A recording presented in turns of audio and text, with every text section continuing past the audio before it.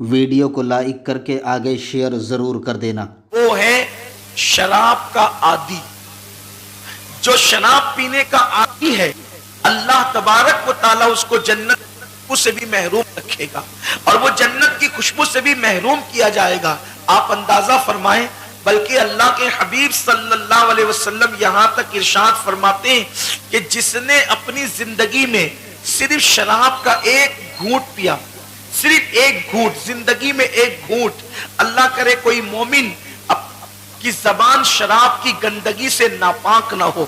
سرکار فرماتے ہیں صرف ایک گھونٹ جس نے پیا۔ آج کل نوجوان دوست جب کہیں جاتے ہیں اور کوئی پارٹی وارٹی ہوتی ہے تو شراب کا پینا پلانا یہ فیشن بن چکا ہے، اور جو نہیں پیتا اس کو بولتے ہیں تیری ماں کی قسم، تیرے باپ کی قسم، تیری اولاد کی قسم، اور اس کی قسم اور اس کی قسم، قسمیں دے دے کر اس بندے کو شراب پلاتے ہیں۔ پھر نوجوان ہم سے کہتے ہیں، علماء سے رابطہ کرتے ہیں، ہم لوگوں سے بھی پوچھتے ہیں کہ اس نے قسم دے دی تھی تو میں نے ایک گھونٹ پی لیا، اب میں کیا کروں؟ تو ایسے موقع پر میں اپنے جوان سے کہتا ہوں، اگر وہ تم کو اللہ کی قسم بھی دے، وہ تمہیں قرآن کی قسم بھی دے، تو بھی تمہارے لیے شراب پینا جائز نہیں ہے۔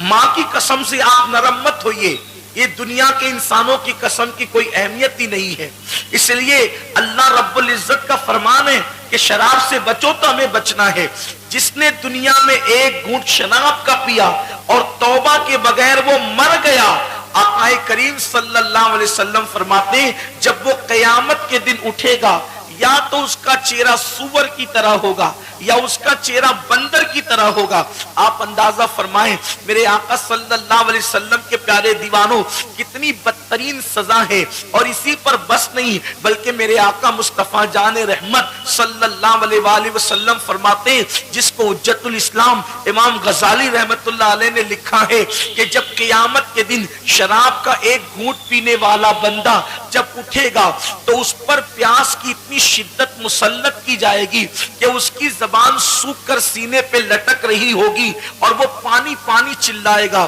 تو جب وہ پانی پانی چلائے گا تو جہنمیوں کا کھولتا ہوا پیپ اس کے سامنے کر دیا جائے گا اور اس میں جہنمی بچھوؤں کا زہر ہوگا۔ جیسے ہی وہ اپنے منہ کے قریب پیاس کی شدت کی وجہ سے وہ پیالہ قریب کرے گا اور وہ پیالہ بھی کیا ہوگا، جہنمی کی کھوپڑی کے اندر اس کو پیپ دیا جائے گا ابلتا ہوا، اور جہنمی بچھوؤں کا زہر دیا جائے گا۔ جب وہ اپنے منہ کے قریب کرے گا تو اس کے چہرے کا گوشت تو جھڑ جھڑ کے گرے گا، وہ کہے گا ہائے میرے ساتھ کیا کیا جاتا ہے۔ اس وقت فرشتے اس کو کہیں گے کیا تو نے رسول پاک کا فرمان نہیں سنا تھا کہ جس نے ایک گھونٹ بھی شراب کا پیا اس کے ساتھ یہ سلوک کیا جائے گا۔ اب آپ مجھے بتائیں جب شراب کا ایک گھونٹ پینے پر یہ سزا ہوگی تو جو لوگ شراب کے عادی ان کا انجام کیا ہوگا،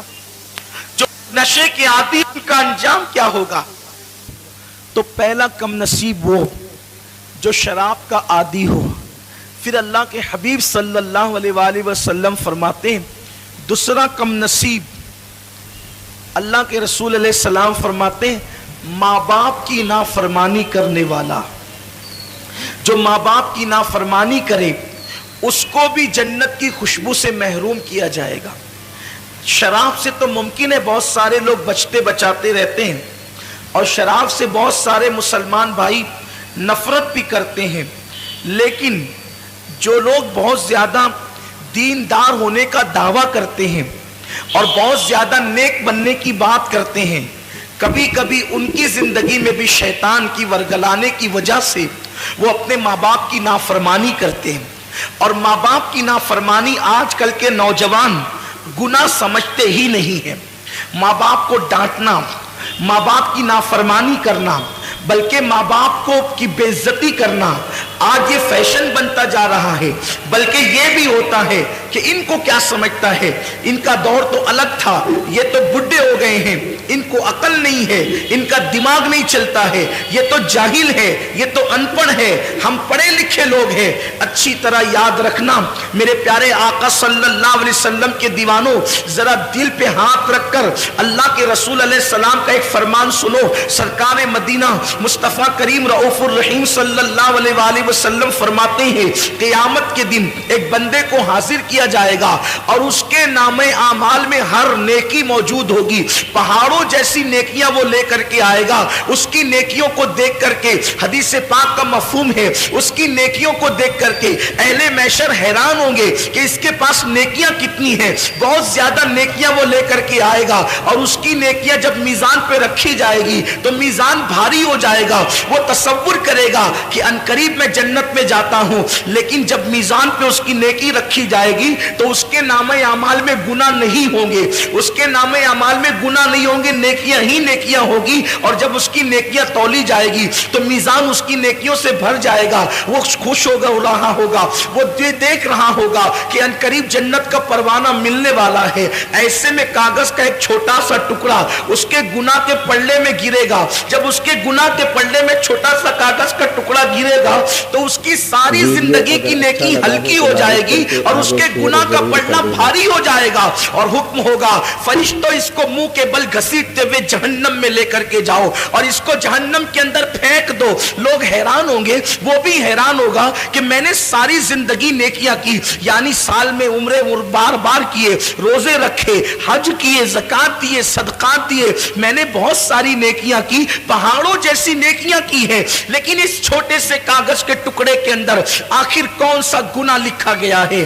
میری کون سی بھول لکھی گئی ہے, میں کہاں پر زندگی میں چوک گیا ہوں کہ اس چھوٹے سے کاغذ کے ٹکڑے نے میری ساری زندگی کی نیکی کو ہلکی کر دیا. اس وقت وہ بندے کو جب فرشتے منہ کے بل گھسیٹتے ہوئے جہنم کی طرف لے کر کے جاتے ہوں گے, اس وقت وہ بندہ کہے گا, مولا میں جہنم میں تو جا رہا ہوں, لیکن مجھے یہ بتایا جائے آخر میری ساری زندگی کی نیکی جس ایک گناہ کی وجہ سے ہلکی ہو گئی, اس چھوٹے سے کاغذ کے ٹکڑے میں لکھا کیا تھا, آخر کون سا گناہ لکھا تھا جس کی وجہ سے میری زندگی کی نیکیاں ہلکی ہو گئی, میری زندگی کی نیکیوں نے مجھے سہارا نہ دیا, میری زندگی کی نیکیوں کے باوجود میں کامیاب نہ ہو سکا. تو قدرت کی طرف سے جواب آئے گا, بندے تو نے ایک مرتبہ اپنی ماں سے یا اپنے باپ سے چلا کر کے بات کی تھی, صرف ایک بار چلا کر کے بات کی تھی, صرف ایک بار چلا کر کے بات کی تھی. وہ ایک بار چلا کے بات کرنے والا گناہ اس کاغذ کے ٹکڑے میں لکھا ہوا ہے جس کی وجہ سے تیری ساری زندگی کی نیکی ہلکی ہو گئی. ایک بار چلا کر ماں یا باپ سے بات کرنے والے کی زندگی کی ساری نیکی ہلکی ہو جائے گی. آپ مجھے بتائیں میرے پیارے آقا صلی اللہ علیہ وآلہ وسلم کے دیوانوں جو ماں باپ کو اہمیت ہی نہیں دیتے, آج کل کے نوجوان لڑکے اور لڑکیاں اللہ اکبر 2-2 گھنٹہ موبائل پر اپنے ناجائز تعلقات کے حوالے سے باتیں کرتے ہیں. ماں انتظار کرتی ہے کہ میرا بیٹا مجھ سے میری خیریت تو پوچھے گا, بوڑھا باپ انتظار کرتا ہے میرا بیٹا میرے پاس بیٹھ کر کے کچھ خدمت تو کرے گا. لیکن افسوس کی بات ہے, لڑکیوں کے لیے ٹائم ہے, دوستوں کے لیے ٹائم ہے, کیرم کلبوں کے لیے ٹائم ہے, تاش کے پتوں کے لیے ٹائم ہے, ہوٹلوں کے لیے ٹائم ہے, پکنک کے لیے ٹائم ہے, سب کے لیے ٹائم ہے, لیکن بوڑھے ماں باپ کے لیے ٹائم نہیں ہے.